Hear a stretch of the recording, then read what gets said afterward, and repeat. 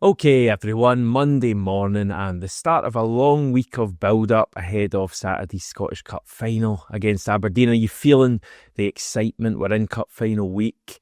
As I say, it's a fair old time we've got to go before the game, so we may mention it today.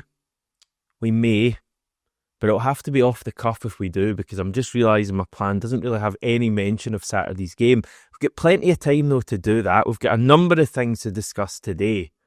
So let's do that.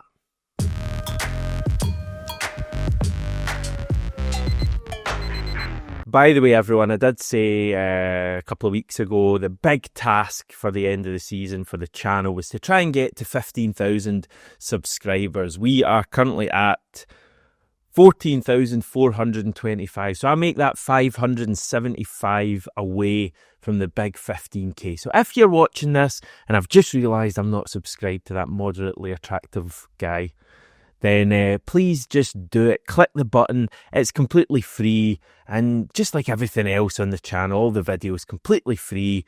Get a little bit back, and I'll love you even more than I currently do. 15k and Celtic will win the treble. Guaranteed. By the way, did you see my James Forrest prediction kind of came true? James Forrest is going to get his goal tomorrow. He's going to score a late goal, and it's going to be from the penalty spot. Yeah, we're going to get a late penalty. He'll be on the pitch at that stage. He'll step up, and he'll send the goalkeeper the wrong way. Yeah, it wasn't nailed on, but I'm on a bit of a streak at the moment. 5-0 against Dundee United. Called that. James Forrest netting a late goal at the weekend, albeit not as a penalty. Nailed that. What have I got to predict for Saturday? Leave it with me. I'll have a big one for you before kick-off on Saturday. Right, okay, just want to kick off ourselves today with the latest on our hunt to be seeded for the Champions League playoff round. Very quick explainer. You should know this by now. If you don't, you're an absolute disgrace. Celtic have got one round to get through to get to the Champions League phase next season. One round. If we win that, we're into the Champions League phase. If we lose it, fingers crossed we don't, we'll be into the Europa League phase. The big question is, are we going to be seeded for the Champions League? And we go back to the 8 danger teams, and yeah, just quick refresher. We need 4 of these 8 to not be in the playoff round for us to be seeded. We already know that 3, so Olympiacos, Shakhtar Donetsk and Red Bull Salzburg are out. So we just need one more from the 4 remaining teams that are alive. And there's actually 3 that are really alive at the moment in terms of if they're going to win their league or not. So, if we just start with Denmark, the situation there, it's the same as it was pretty much. Copenhagen won their game at the weekend. They're now 4 points clear of Midtjylland at the top of the table. Copenhagen have 1 game left. Midtjylland have 2. So in theory, it could only be 1 point there. Certainly seems like Copenhagen are big favourites to win the league in Denmark. Not as big favourites as Ferencvaros, though, who virtually have the league sewn up. I'd say they're near certainties to win the league in Hungary now. So not great for us. But the big drama is in Croatia, where, reminder, we want anyone but Dinamo Zagreb to win the league in Croatia.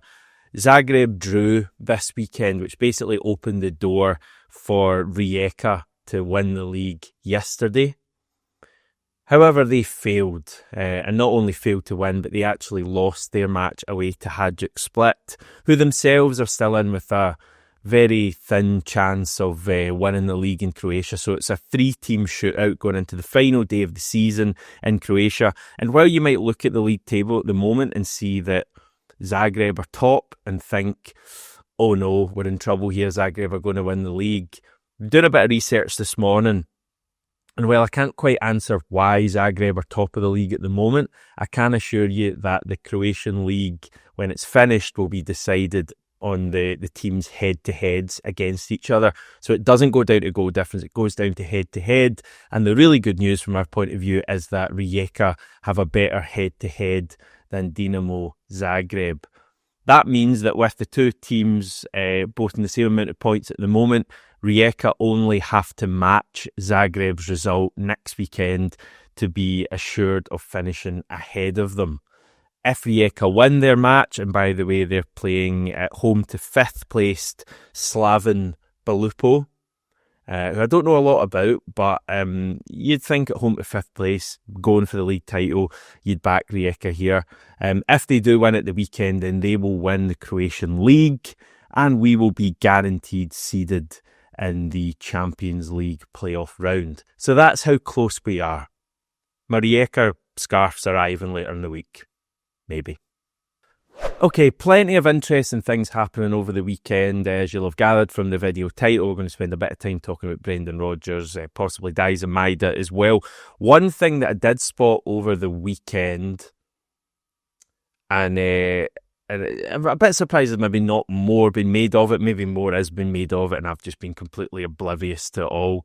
But chat about Jeremie Frimpong moving away from Bayer Leverkusen. I guess as Celtic fans, we become a bit desensitised to all of the Frimpongs going to leave for X million chat, because it's basically been going on for like 3 years now, ever since he left us in 2021, pretty much within a few months of him signing for Leverkusen. There was loads of chat about how well he was doing, how much money he was going to make them, and how much money consequently Celtic were going to get as part of the deal. And there's been so many kind of summers or winter windows that have passed and the deal hasn't happened, and more rumours, that you just get to the point where you're kind of like, all right, Frimpong linked with someone again. Well, Frimpong is actually about to move for big money, and he's moving to Liverpool. I'm assuming you've heard this, but if not, Liverpool have basically met the kind of minimum fee release clause that was set in his contract at Bayer Leverkusen. I believe it's around €35 million, which is pretty much £30 million. So he's about to join Liverpool. This is really close. Fabrizio Romano has given it the "here we go" treatment, which I think is his trademark.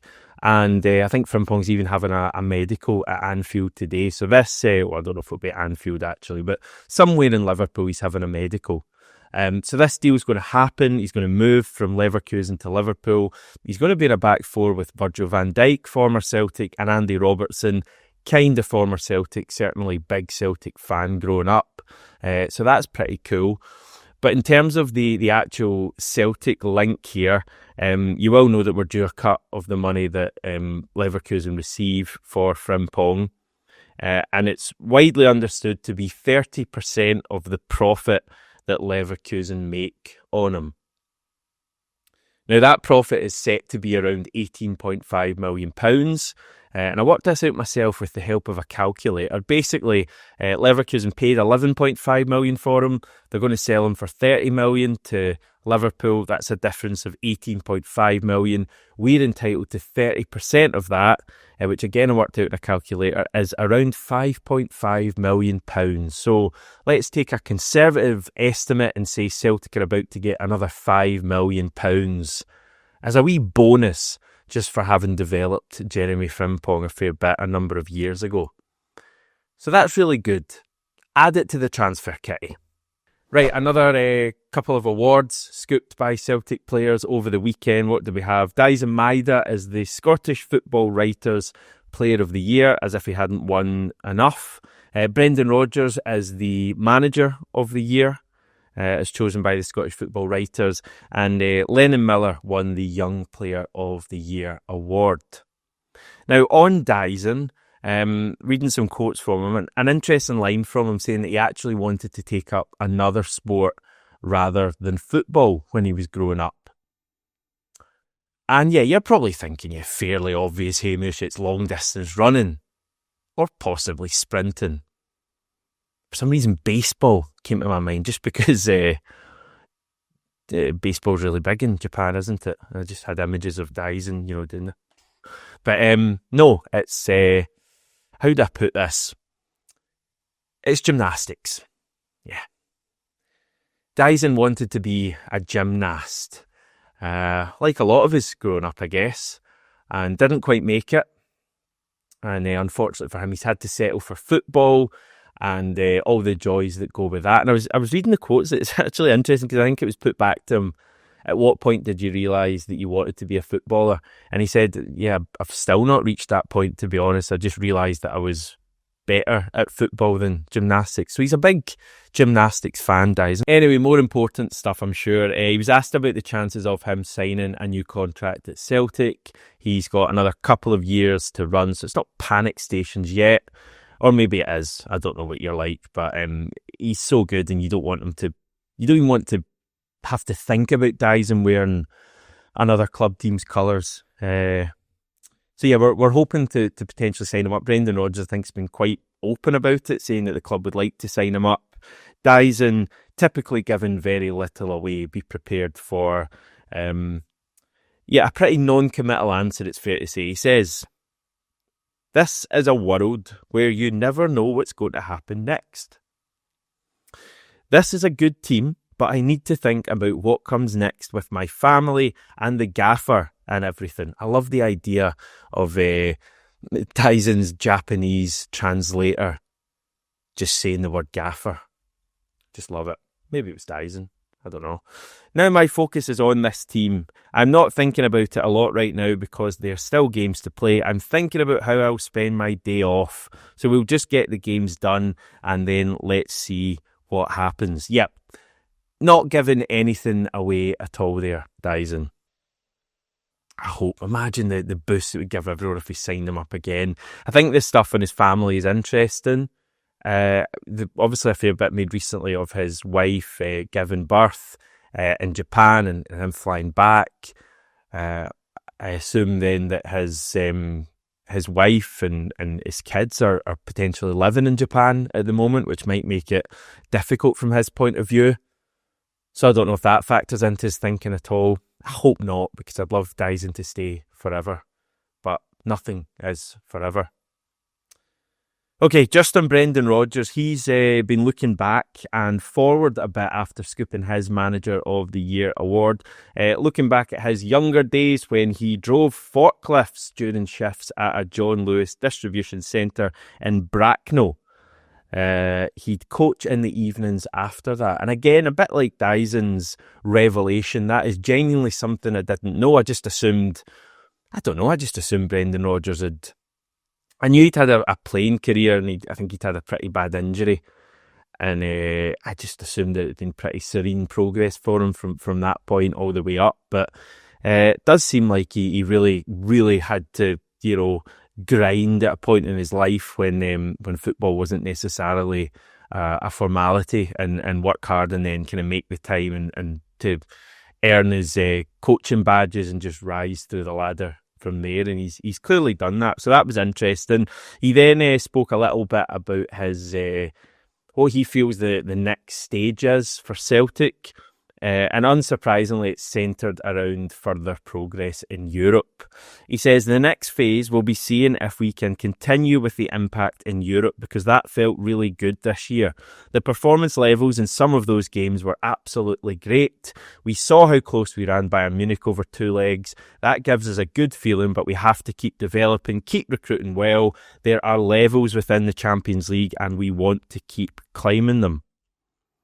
And yeah, he's spoken a bit about that, I think, a few times recently. And yeah, it's an interesting one for Celtic in Europe next year, because it's a little bit different in that I feel like this year we had a very obvious target, and Brendan Rodgers spoke about it at the start of the season. I think some other people did as well.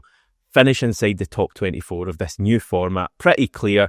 Get inside that top 24 and you can kind of stick a big tick next to Europe for this season. It will have been a success. And we did, and it was. Next season's a bit different in that we have a qualifier to navigate first before we can even think about the Champions League phase. And that qualifier, although it comes so early in the season, it's kind of certainly the biggest European matches we'll play in terms of importance. Probably the biggest matches we'll play in any competition next season in terms of importance. Just because of the money that's on offer for qualifying for the Champions League again, the prestige, just how much excitement it added to our season this year, playing against some of the big teams, 8 matches guaranteed in that competition with the possibility of more. So while we had one target this year, I think next season we have a few. We have getting into the Champions League proper. That's the main target. But I think from that point, can we go and finish inside the top 24 again? And I think there's a fair chance we get maybe some harder fixtures this time, because we kind of avoided any mega teams this year, didn't we? In terms of like Real Madrid, Barca, Liverpool, Inter Milan. I know we played Dortmund, and I know we played Villa, and a lot of pretty good teams. But in terms of those 8 games we had in the league phase, we got relatively fortunate, I think, and took advantage of that. Next year it could be a bit harder, so finishing inside the top 24 is probably a bit harder for the team. But I do think if we get there, into the league phase, that should be the target again. And then potentially if you do that, do you then get a third target, and do you look to go around further than we did this year? I realise that's a long way off, but if you do manage to get to that round of 24 or whatever they call it, then there's a fair chance you don't get as hard a tie as Bayern Munich, because as fortunate as we were with our league phase fixtures, we were extremely unfortunate with our knockout fixtures. What was it? Was it Bayern Munich or Real Madrid with the 2 options going into the draw? I mean, that's ridiculous. So yeah, that's my thoughts in Europe. But I certainly think it's there for the team again next year. I mean, the feeling is that we'll just be stronger again next year with another year's experience under the players' belts. Hopefully strengthen the squad again and come out the window stronger than we're entering it. No laughing, please. And yeah, I think with all that considered, we have reasons to be hopeful for next season in Europe. That's obviously a subject we're going to touch on a fair bit over the summer.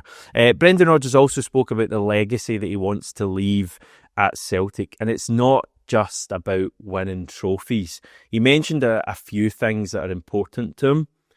One of them was how much money he can bring into the club through player sales, which, I guess is kind of integral to how Celtic want to perform as a club and a business, the player trading model that we have.